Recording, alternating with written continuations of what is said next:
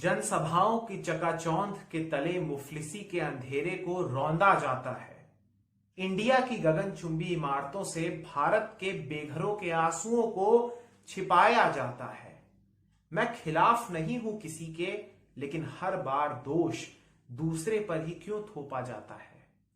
नमस्कार, आदाब, सत श्री अकाल दोस्तों, स्वागत है आप सबका मेरे यूट्यूब चैनल स्वप्निल जंक्शन पर। और मैं आशा करता हूं कि आप सभी स्वस्थ और सुरक्षित होंगे।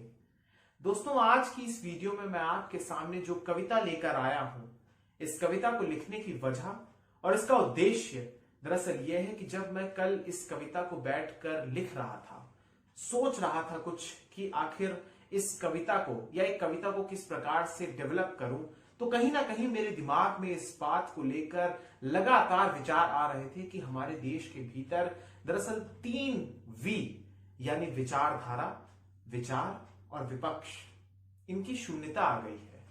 कहीं ना कहीं मैं आपको बताना चाहूंगा दोस्तों कि या फिर आपको इनकी शून्यता दिखेगी या तो आपको यह दिखेगा कि कहीं ना कहीं किसी एक पार्टी को या किसी एक शीर्ष नेता को लार्जर देन लाइफ की तरह दिखाया जाएगा और उसके अक्स तले, उसके बोझ तले कहीं ना कहीं आपको भारत की जनता, जिसे एक प्रकार से जनार्दन कहा जाता है, जिसे एक प्रकार से कहा जाता है कि वो नेताओं का भाग्य निर्धारित करती है, नेताओं के भाग्य का विधाता होता है देश की जनता।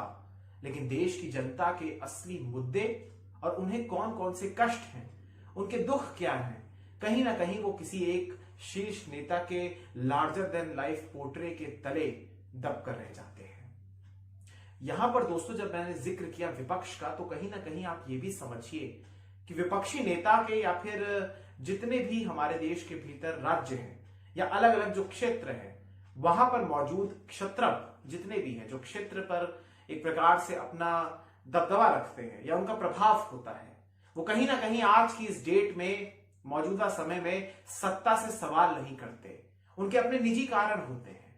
कहीं ना कहीं उन्हें इस बात का भय होता है कि कहीं अगर उन्होंने सवाल उठा दिया तो क्या उनका वोट बैंक नाराज हो जाएगा, या फिर उन्हें इस बात का खौफ रहता है कि अगर उन्होंने प्रश्न पूछ दिया तो क्या उन्होंने जो भ्रष्टाचार किया है, यानी विपक्षी नेताओं का भी दामन कोई साफ सुथरा या पाक साफ या स्वच्छ नहीं है। मैं कतई इस वीडियो के माध्यम से ये कहना नहीं चाह रहा, लेकिन कहीं ना कहीं इस बात का भय जरूर रहता है कि अगर केंद्र के द्वारा एजेंसियां उनके पीछे छोड़ दी गई तो फिर उनके भी काले चिट्ठे सामने आ जाएंगे।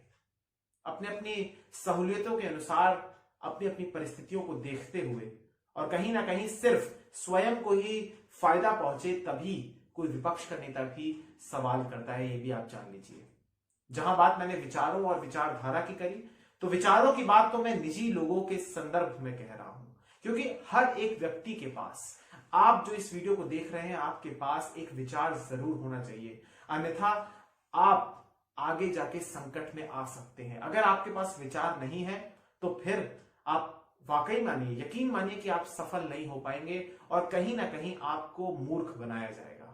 और बात विचारधारा की, तो विचारधारा की बात इसलिए भी करना जरूरी है क्योंकि कहीं ना कहीं अगर किसी व्यक्ति के भीतर या किसी भी पॉलिटिकल पार्टी के भीतर या किसी भी संस्थान के भीतर कोई विचारधारा नहीं है या संगठन के भीतर कोई आइडियोलॉजी नहीं है, तो फिर उसका मृत होना ही उसी के समान है, वो मृत होने के समान है।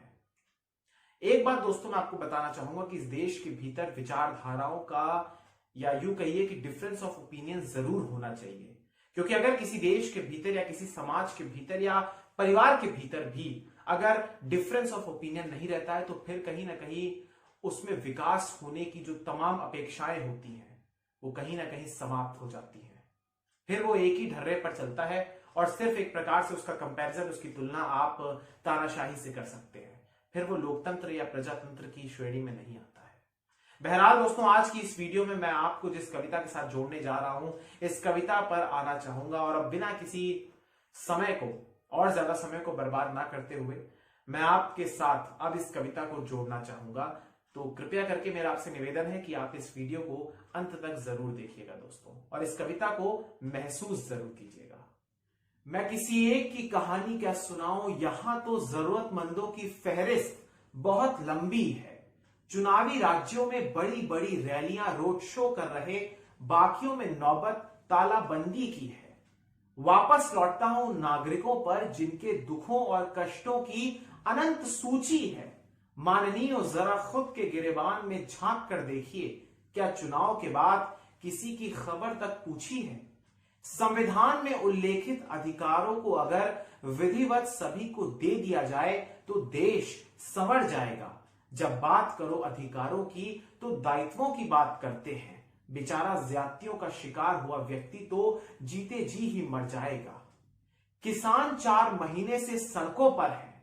युवा रोजगार और परीक्षाओं के परिणाम तथा पदों पर नियुक्तियों के लिए ताल ठोक रहे हैं, लेकिन तथाकथित जनप्रतिनिधि बेतुके बयान देने का काम और केवल ध्रुवीकरण की राजनीति कर रहे हैं। स्वच्छ जल और भोजन, गुणवत्तापूर्ण शिक्षा और स्वास्थ्य, शौचालय जैसी बुनियादी सुविधाओं का जहां आम जन तक अभाव हो, उस भारत को विश्वगुरु बनना है। राष्ट्रवाद और धर्म के नाम पर इन राजनेताओं ने जनता को सुनहरे सपने दिखाकर सिर्फ ठगना है। मैं किसी एक की कहानी क्या सुनाऊं, यहां तो जरूरतमंदों की फहरिस्त बहुत लंबी है। झूठ और फरेब का बोलबाला है जनाब, सच की आवाज कहीं दबी है। दोस्तों, ये वीडियो अगर आपको पसंद आई हो तो कृपया करके इस वीडियो को लाइक जरूर कीजिएगा। अगर आप मेरे चैनल पर नए हैं तो कृपया करके इसे सब्सक्राइब जरूर कीजिएगा और पसंद आई हो तो जरूर शेयर कीजिएगा दोस्तों। और एक बार अपने आप से एक प्रश्न जरूर पूछिएगा कि क्या वाकई में हमारे देश के भीतर यही हालात नहीं है, और समय समय पर याद करवाने की आवश्यकता हमें क्यों नहीं है, और हमारे नेताओं को ऐसे हालात क्यों नहीं दिखते। ये पूछने की आवश्यकता है। लेकिन एक बात याद रखिएगा कि नेताओं को चुनने की जो शक्ति है वो भी आप ही के पास है। अब आप पर है कि आप उस शक्ति का सदुपयोग करते हैं या फिर उसका दुरुपयोग करते हैं। बहुत बहुत शुक्रिया, बहुत बहुत धन्यवाद। जय हिंद, जय भारत, वंदे मातरम, इंकलाब जिंदाबाद, सत्यमेव जयते। नमस्कार।